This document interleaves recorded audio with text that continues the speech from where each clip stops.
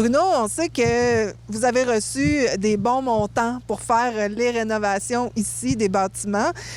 Comme ils sont patrimoniaux, c'est sûr que c'est plus touché. Puis, on voit, entre autres, que ça a été élevé et qu'il y a des fouilles qui vont se faire en dessous par un archéologue. Dis-moi, ça prend toute une ampleur. Effectivement, dans le cas des travaux ici, étant un site classé par le ministère de la Culture et des Communications du Québec, il était requis d'avoir un archéologue qui allait faire de la surveillance archéologique dans le cas de l'excavation. Ici, c'est la remise à canot. Il fallait soulever la remise à canot car on avait beaucoup de travaux à faire au niveau de sa structure et pour l'étanchéité du sol aussi. Donc, l'archéologue est ici aujourd'hui pour faire la surveillance archéologique. Par la suite, le bâtiment va être installé sur pieux vissés. Donc, à chaque endroit où il y aura des pieux vissés, l'archéologue va faire un sondage archéologique et cela va permettre de vraiment identifier s'il y a des vestiges archéologiques sur le site.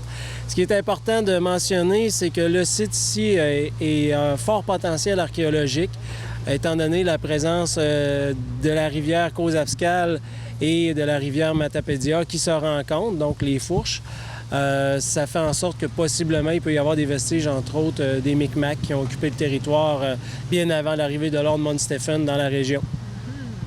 Et on sait que c'est pas seulement ce bâtiment-là dont il est question. En avant aussi, ça va être un peu partout. Là. Sur tous les bâtiments, il va y avoir des rénovations. Effectivement. La remise à canot, c'est sûr que c'est lui qui avait le plus grosse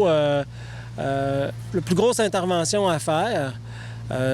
Par la suite, ça va être surtout des interventions au niveau charpenterie, menuiserie. C'est gratter les bâtiments, refaire la peinture, changer les morceaux de bois qui sont le parement extérieur qui sont pourris, qui doivent être faits à neuf. Donc, il y a déjà plusieurs interventions qui ont été faites par l'entrepreneur. Il a enlevé des vieux morceaux, il a emmené ça en atelier. Les portes, les fenêtres, ça va être apporté en atelier cet hiver et ça va être restauré dans le courant de l'hiver par lui. Il va les rapporter seulement l'an prochain. L'an prochain, pour cet automne, ce qu'il veut faire, c'est vraiment gratter les bâtiments, l'amener le plus près possible à être prêt pour le peinturage, pour la phase de peinture. Et il va travailler sur les autres structures, c'est surtout des balcons, là, pour ce qui est des autres structures qui vont être installées eux aussi sur pieux vissés. Dans l'ensemble, le chantier, on est déjà rendu quasiment à 935 000 $ pour le coût total. Donc, c'est quand même un gros investissement qui est fait ici à Matamaja. On peut rappeler que c'est les gouvernements du Canada avec Patrimoine canadien, ainsi que le ministère de la Culture et des Communications du Québec et la Ville de Causse-Abscale qui participent financièrement à la restauration complète des bâtiments de Matamaja. On peut espérer que le tout va être prêt pour l'ouverture à l'été prochain? Non, malheureusement, ça ne sera pas prêt à l'été prochain pour l'ouverture. Il va y avoir encore des travaux. Il va falloir adapter la saison touristique en conséquence, tout dépendant où va être rendu l'entrepreneur dans ses travaux. Mais oui, il va y avoir un impact sur la saison 2020 par rapport à l'ouverture du site. C'est assuré. Il va falloir faire avec. Là. Mais c'est pour une bonne cause et ça va être super bien là, pour la région. Alors, merci beaucoup, Bruno. Merci. Bonne fin de journée. Monsieur Chrétien, vous êtes ici, vous faites des fouilles un peu, en quelque sorte. Jusqu'ici, qu'est-ce que vous avez trouvé là, qui vient un petit peu titiller votre imagination? On est au tout début, je dois dire, ça fait environ 1h30 que je fais de la surveillance. Alors, ce ne sont pas des fouilles archéologiques en tant que telles, c'est vraiment la surveillance de l'excavation qui est en train d'être réalisée avec la machinerie. Donc, il faut regarder le moment où on décape les premiers niveaux du sol. C'est là que c'est important, c'est là où il y a le plus de chances de découvrir des choses. Alors, jusqu'à maintenant, on a un petit fragment de céramique, un morceau d'assiette. On a découvert du charbon de bois, aussi une place où ils ont fait un feu de camp, probablement. Quelques ossements d'animaux, probablement un os de patte de volaille ou peut-être même une ouelle, une bernache, on ne sait pas. Puis une côte d'orignal. Pour ce qui est des objets, c'est là qu'on en est. Là. Ça n'a pas été long, on a trouvé ça en surface juste derrière nous. Également, beaucoup de clous. Évidemment, on est sous un bâtiment, donc nécessairement, c'est pas surprenant de découvrir des clous, mais ce qui est intéressant, c'est de voir que ce sont des clous ronds datés du 20e siècle. Donc, jusqu'à maintenant, on n'a aucun clou du 19e, ce qui nous donne une idée de l'âge du bâtiment. Et l'autre découverte que je considère être assez intéressante, ça concerne le mode de construction de ce bâtiment-là, qui repose sur des pilotis.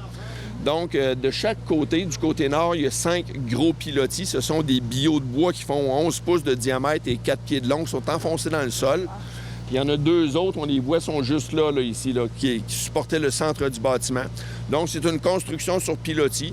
C'est un peu différent des fondations en pierre qu'on a parfois, ou même tout simplement sur des sols, des poutres au sol. Donc, à ce moment-là, jusqu'à maintenant, c'est l'information qu'on a obtenue. Et en venant ici, qu'est-ce que vous espérez trouver? Ah, bien, tous les espoirs sont permis. On pourrait découvrir du matériel amérindien. On est dans un endroit qui est particulièrement propice à ça, en ce sens qu'on est à la jonction de 2 rivières importantes. On a la rivière Matapédia derrière nous, bien entendu, et on a la rivière Cozapiscale qui vient se jeter dedans. Donc, les intersections de cours d'eau importants sont des endroits qui étaient très favorisés pour l'établissement des Amérindiens. Donc, puis on a un autre petit ruisseau qui passe juste là sur le côté. Donc, on est comme dans un carrefour assez intéressant. Donc, c'est une possibilité. Mais dans un contexte comme celui-ci, on s'attend surtout à trouver des choses qui sont en lien avec l'occupation historique du lieu. C'est un site de pêche patrimonial. C'est donc ça qu'on a le plus de chances de découvrir. Je ne sais pas, des hameçons, des morceaux de bateaux, des rames ou quoi que ce soit là. Qu'est-ce que vous allez faire avec ces trouvailles-là? Qu'est-ce que ça va apporter? Ça va nous apporter une connaissance qu'on n'a pas, parce que souvent, on a des documents écrits qui nous racontent l'histoire du lieu, mais les objets, eux, nous parlent du quotidien, du vécu des gens, des choses qu'on ne décrit pas habituellement dans les documents. Alors, ça nous donne un accès à une autre dimension de ce qui se passait ici, là. Donc, est-ce que les fouilles vont se faire encore longtemps ici? Bien, tant que ça va creuser, moi, je fais la surveillance. Et après ça, je vais entreprendre de réaliser 28 sondages manuels. Donc, je vais creuser moi-même avec une pelle puis une truelle. Je vais faire des trous de 50 cm de côté. Je vais descendre ça environ de 30 à 50 cm de profondeur, aux endroits où il va y avoir des pieux là, pour supporter les galeries et ces autres structures-là. Donc, ça va nous donner une idée de l'étagement des couches du sol. Si on retrouve des objets associés, que ce soit à l'occupation historique ou même, plus anciennement, à l'occupation des Amérindiens. Eh bien, très intéressant tout ça. Et si on va avoir un compte-rendu, est-ce que vous allez publier quelque chose? Il y a un rapport qui va être produit, qui va être déposé ici au site de pêche patrimoniale Matamaja. Donc, éventuellement, ce sera à l'organisation de le rendre public. Alors, merci beaucoup, M. Chrétien. Très heureuse de voir tout ça aujourd'hui. Ça m'a fait plaisir.